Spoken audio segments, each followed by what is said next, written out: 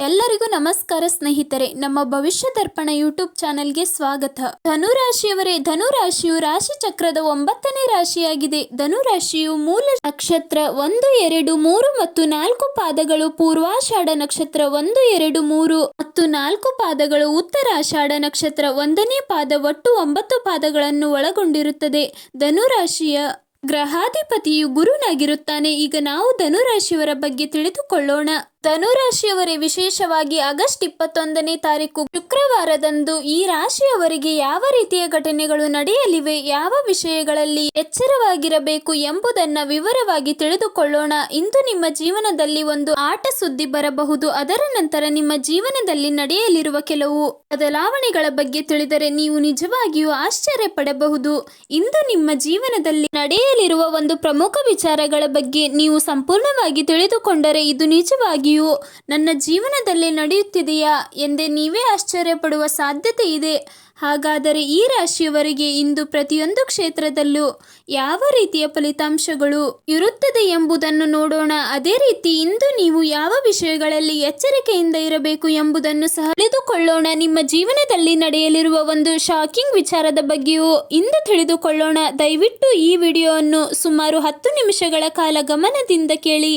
ವಿಶೇಷವಾಗಿ ಇಂದು ಮಧ್ಯಾಹ್ನ 2 ಗಂಟೆಯ ನಂತರ ಈ ವಿಡಿಯೋ ನಿಮಗೆ ಬಹಳ ಮುಖ್ಯವಾಗಬಹುದು ಎಂದು ಹೇಳಲಾಗುತ್ತದೆ. ಸ್ನೇಹಿತರೆ, ನಿಮ್ಮ ಸುತ್ತಮುತ್ತಲು ಯಾರೂ ಇಲ್ಲದ ಸಮಯದಲ್ಲಿ ಶಾಂತವಾಗಿ ಈ ವಿಡಿಯೋವನ್ನು ಕೇಳಿ. ಇದರ ಜೊತೆಗೆ ನೀವು ಜಾಗರೂಕರಾಗಿರಬೇಕಾದ ಒಂದು ಪ್ರಮುಖ ವಿಷಯವನ್ನ ಹೇಳುತ್ತೇನೆ. ಮುಖ್ಯವಾಗಿ ಹೇಳಬೇಕೆಂದರೆ ಇಂದು ಈ ರಾಶಿಯವರ ಜೀವನದಲ್ಲಿ ಹಲವು ಅನಿರೀಕ್ಷಿತ ಬದಲಾವಣೆಗಳ ಸೂಚನೆಗಳು ಕಾಣಿಸುತ್ತಿವೆ. ಈ ರಾಶಿಯವರು ಸಾಮಾನ್ಯವಾಗಿ ತುಂಬಾ ದಯಾಳು ಮನಸ್ಸಿನವರು. ನಿಮಗೆ ಪರಿಚಯವಿರುವ ಯಾರಿಗಾದರೂ ನಷ್ಟವಾಗಲಿ, ಅನ್ಯಾಯವಾಗಲಿ, ಸಮಸ್ಯೆ ಇರಲಿ ಎಂದು ನೀವು ಕನಸಿನಲ್ಲೂ ಬಯಸುವುದಿಲ್ಲ. ಯಾರಿಗೂ ಕೆಟ್ಟದ್ದನ್ನು ಮಾಡಬೇಕು ಎಂಬ ಮನಸ್ಸು ನಿಮಗಿರುವುದಿಲ್ಲ. ಆದರೆ ಕೆಲವು ವಿಷಯಗಳಲ್ಲಿ ನೀವು ತುಂಬಾ ಬುದ್ಧಿವಂತಿಕೆಯಿಂದ ಕೆಲಸ ಮಾಡುತ್ತೀರಿ. ಕೆಲಸ ಮಾಡಲು ಬಾರದ ವ್ಯಕ್ತಿಯು ಕೆಲವು ವಿಚಾರಗಳಲ್ಲಿ ಬಹಳ ಚೆನ್ನಾಗಿ ಯೋಚಿಸುತ್ತಾನೆ.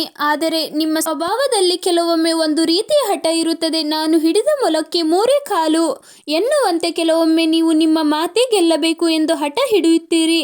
ಈ ಹಠ ಕೆಲವು ಸಂದರ್ಭಗಳಲ್ಲಿ ಒಳ್ಳೆಯದೇ, ಆದರೆ ಕೆಲವು ವಿಷಯಗಳಲ್ಲಿ ನೀವು ಹೊಂದಿಕೊಳ್ಳಲು ಸಾಧ್ಯವಾಗದೇ ಇರುವುದರಿಂದ ಕೆಲವರು ನಿಮ್ಮ ಬಗ್ಗೆ ಕೆಟ್ಟದಾಗಿ ಮಾತನಾಡಬಹುದು. ನಿಮ್ಮ ಮನಸ್ಸಿನಲ್ಲಿರುವ ಭಾವನೆಗಳನ್ನು ನೀವು ಬೇಗನೆ ಹೊರಗೆ ಹೇಳಿಕೊಳ್ಳುವುದಿಲ್ಲ. ಎಷ್ಟೇ ನೋವಿದ್ದರೂ ಹೊರಗೆ ನಗುತ್ತಾ ಏನೂ ಆಗಿಲ್ಲ ಎಂಬಂತೆ ಇತರರೊಂದಿಗೆ ಮಾತನಾಡುತ್ತೀರಿ. ಆದ್ದರಿಂದ ಕೆಲವರಿಗೆ ನಿಮ್ಮ ಜೀವನದ ನೋವು ಅರ್ಥವಾಗುವುದಿಲ್ಲ. ಇವರು ತುಂಬಾ ಸಂತೋಷವಾಗಿದ್ದಾರೆ ಎಂದುಕೊಳ್ಳುತ್ತಾರೆ.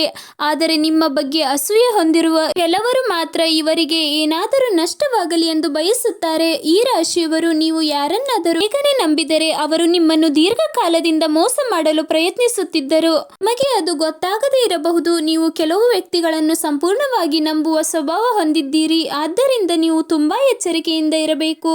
ವಿಶೇಷವಾಗಿ ನಿಮ್ಮ ಆಸ್ತಿ, ಕುಟುಂಬ ಮತ್ತು ವೈಯಕ್ತಿಕ ವಿಚಾರಗಳನ್ನು ಎಲ್ಲರೊಂದಿಗೆ ಹೇಳಬೇಡಿ. ಕಳೆದ ಕೆಲವು ಸಮಯದಿಂದ ಒಬ್ಬ ಮಹಿಳೆ ಅಥವಾ ಒಬ್ಬ ಪುರುಷನ ಕಾರಣದಿಂದಾಗಿ ನಿಮ್ಮ ವೈಯಕ್ತಿಕ ವಿಚಾರಗಳು ಯಾವುದೇ ಒಂದು ರೀತಿಯಲ್ಲಿ ಹೊರಗೆ ಹೋಗುತ್ತಿವೆ ಎಂಬ ಅನುಮಾನ ನಿಮಗೆ ಬರಬಹುದು. ನಿಮ್ಮ ಮನಸ್ಸಿಗೂ ಕೆಲವೊಮ್ಮೆ ಹಾಗೆ ಅನಿಸುತ್ತಿರಬಹುದು. ಆದರೆ ನಿರ್ದಿಷ್ಟವಾಗಿ ಯಾರ ಮೇಲೆ ಅನುಮಾನ ಪಡಬೇಕು ಎಂಬುದು ನಿಮಗೆ ತಿಳಿಯದೇ ಇರಬಹುದು.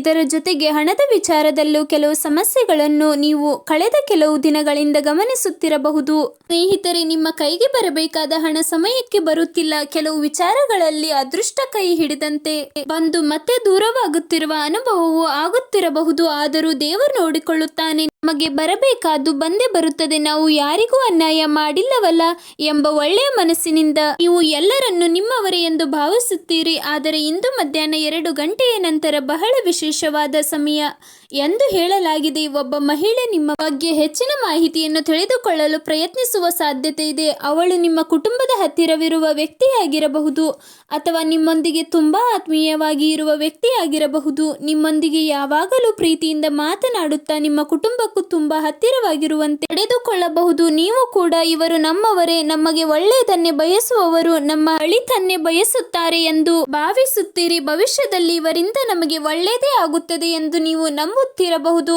ಈ ರಾಶಿಯವರ ಸ್ವಭಾವವೇ ಹೀಗಿರುತ್ತದೆ. ಒಮ್ಮೆ ಯಾರನ್ನಾದರೂ ನಮ್ಮವರು ಎಂದು ಭಾವಿಸಿದರೆ ಅವರಿಗಾಗಿ ಏನನ್ನಾದರೂ ಮಾಡಲು ಸಿದ್ಧರಾಗುತ್ತೀರಿ.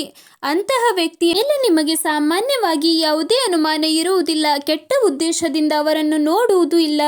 ಆದರೆ ಇಂದು ಒಬ್ಬ ಮಹಿಳೆ ನಿಮ್ಮ ಬಗ್ಗೆ ಕೆಲವು ಅನಗತ್ಯ ವಿಚಾರಗಳನ್ನು ಇತರರಿಗೆ ಹೇಳುವ ಸಾಧ್ಯತೆ ಇದೆ. ಈ ಜ್ಯೋತಿಷ್ಯ ವಿವರಣೆ ಹೇಳುತ್ತದೆ, ನಿಮ್ಮ ಬಗ್ಗೆ ಸಣ್ಣ ಪುಟ್ಟ ಸಮಸ್ಯೆಗಳನ್ನು ಸೃಷ್ಟಿಸಲು ಪ್ರಯತ್ನಿಸುತ್ತಿರಬಹುದು. ನಿಮ್ಮನ್ನು ಇಷ್ಟಪಡದ ವ್ಯಕ್ತಿಗಳ ಬಳಿ ನಿಮ್ಮ ಬಗ್ಗೆ ಚಾಡಿ ಹೇಳಬಹುದು. ಇದರ ಪರಿಣಾಮವಾಗಿ ನೀವು ಕೈಗೆತ್ತಿಕೊಳ್ಳುವ ಕೆಲವು ಕೆಲಸಗಳು ನಿಧಾನವಾಗಬಹುದು. ನೀವು ಮಾಡಲು ಯೋಚಿಸುತ್ತಿರುವ ಕೆಲಸಗಳು ನಿಮಗಿಂತ ಮುಂಚೆನೆ ಬೇರೆಯವರಿಗೆ ತಿಳಿದು ಅವರು ಅದನ್ನು ಬಳಸಿಕೊಳ್ಳುವ ಪರಿಸ್ಥಿತಿಯು ಬರಬಹುದು. ಇದರಿಂದ ನಿಮ್ಮ ಮನಸ್ಸಿನಲ್ಲಿ ಒಂದು ರೀತಿಯ ಅಸುರಕ್ಷಿತ ಭಾವನೆ ಮೂಡಬಹುದು. ಕಳೆದ ಕೆಲವು ಸಮಯದಿಂದ ಈ ವ್ಯಕ್ತಿಗಳು ಯಾವಾಗಲೂ ಹೊರಗೆ ಬರುತ್ತಾರೆ ಎಂದು ನೀವು ಕಾಯುತ್ತಿದ್ದರೆ ಈ ಸಮಯ ಈಗ ಬಂದಿದೆ ಎಂದು ಈ ಜ್ಯೋತಿಷ್ಯ ಫಲದಲ್ಲಿ ಹೇಳಲಾಗಿದೆ. ಇಂದು ಮಧ್ಯಾಹ್ನ 2 ಗಂಟೆಯಿಂದ ರಾತ್ರಿ 10 ಗಂಟೆಯ ಒಳಗೆ ಸಮಯದಲ್ಲಿ ನೀವು ಕೆಲವರ ಸಂಭಾಷಣೆಗಳನ್ನು ಕೇಳಿ ಆಶ್ಚರ್ಯಪಡಬಹುದು. ನೀವು ಇದು ನಿಜವೇ, ಇವರು ನನ್ನ ಬಗ್ಗೆ ಹೀಗೆ ಯಾವತ್ತೂ ಯೋಚಿಸಿರಲಿಲ್ಲ, ಇವರು ಈ ರೀತಿಯ ಮಾತುಗಳನ್ನು ಆಡುತ್ತಾರೆ ಎಂದು ಆಶ್ಚರ್ಯಪಡುವ ಸಾಧ್ಯತೆ ಇದೆ. ನೀವು ಅವರೊಂದಿಗೆ ಜಗಳ ಮಾಡಬೇಕು ಅಥವಾ ಅವರನ್ನು ಅವಮಾನಿಸಬೇಕು ಎಂಬ ಆಲೋಚನೆ ನಿಮಗೆ ಬರುವುದಿಲ್ಲ. ಆದರೆ ನಿಮ್ಮ ಮನಸ್ಸಿನಲ್ಲಿ ಮಾತ್ರ ನೋವು ಮತ್ತು ಕೋಪ ಮೂಡಬಹುದು. ವಿಶೇಷವಾಗಿ ನೀವು ತುಂಬಾ ನಂಬಿಕೆ ಇಟ್ಟಿದ್ದ ವ್ಯಕ್ತಿಗಳು ನಿಮ್ಮ ಬಗ್ಗೆ ಈ ರೀತಿಯಾಗಿ ಮಾತನಾಡುವುದು ನಿಮಗೆ ತುಂಬಾ ನೋವು ಕೊಡಬಹುದು.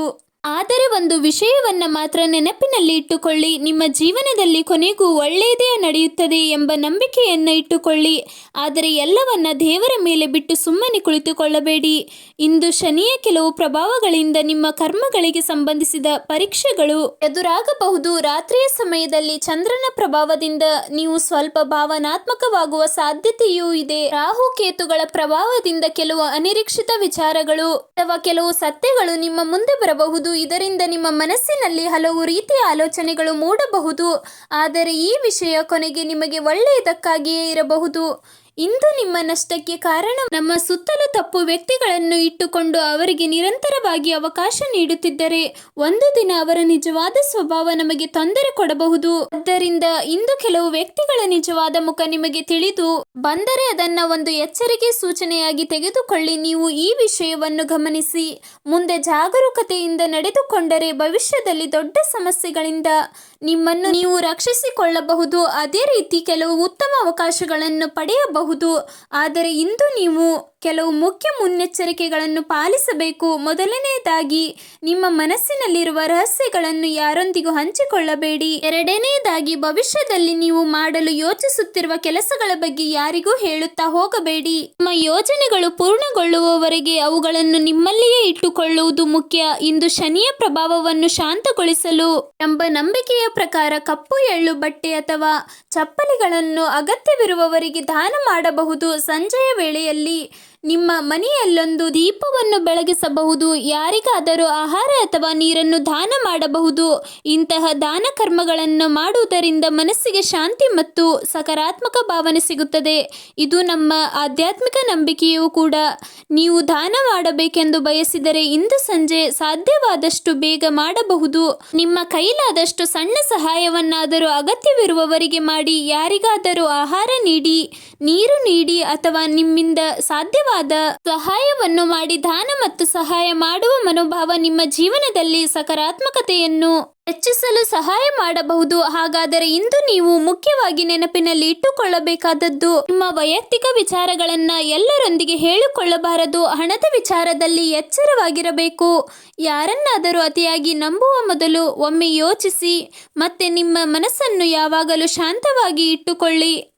ಸ್ನೇಹಿತರೆ, ಈ ವಿಡಿಯೋ ನಿಮಗೆ ಇಷ್ಟ ಆಗಿದ್ದರೆ ಈಗಲೇ ನಮ್ಮ ಚಾನಲನ್ನು ಸಬ್ಸ್ಕ್ರೈಬ್ ಮಾಡಿಕೊಳ್ಳಿ ಮತ್ತು ಕಮೆಂಟ್ ಬಾಕ್ಸ್ನಲ್ಲಿ ಓಂ ಶ್ರೀ ಮಾತ್ರೇ ನಮಃ ಎಂದು ಕಮೆಂಟ್ ಮಾಡಿ. ಸ್ನೇಹಿತರೆ, ನಿಮ್ಮ ಜೀವನದಲ್ಲಿ ಸದಾ ಒಳ್ಳೆಯದೇ ನಡೆಯಲಿದೆ. ದೇವರ ಆಶೀರ್ವಾದ ಯಾವಾಗಲೂ ನಿಮ್ಮ ಮತ್ತು ನಿಮ್ಮ ಕುಟುಂಬದವರ ಮೇಲಿರಲಿ.